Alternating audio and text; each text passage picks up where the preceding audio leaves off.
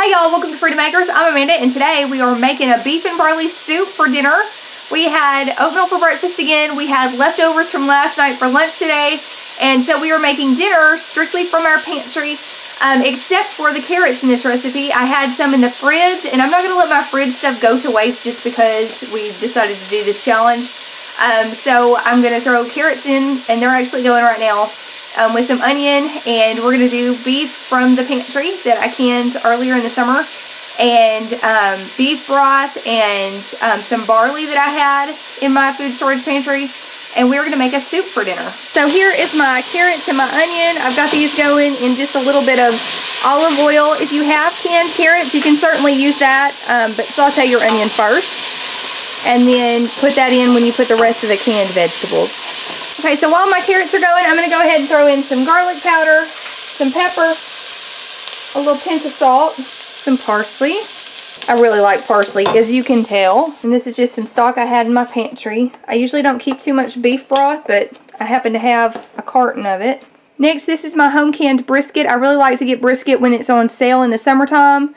Because I got it, I think, $1.89 a pound or something. It was ridiculously inexpensive. So I cooked a bunch of it down and in the oven this summer, and I canned it, and so it's got this beautiful hunks of meat in there.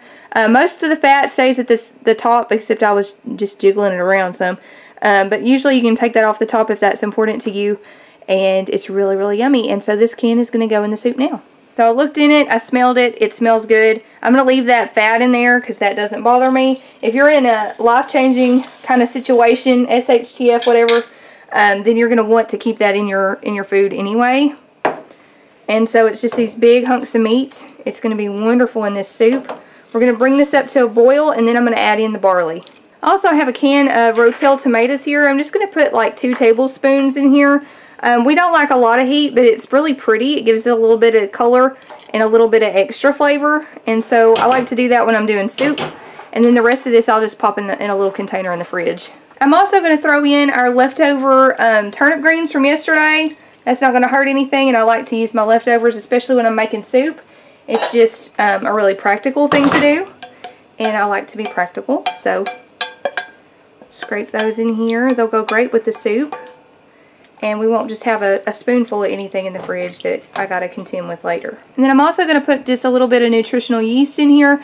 I like the flavor of this, but it also just adds some great nutrients to your food. It's something great that's shelf stable that you can keep in your pantry. I just like to sprinkle a little bit in and mix it in, and it just adds a little bit of flavor and nutrients to your dish. Okay, now I'm starting to boil around the edges. I've got a cup of, this is just pearl barley that I had in my food storage pantry, and so I'm just going to dump that in and mix it in.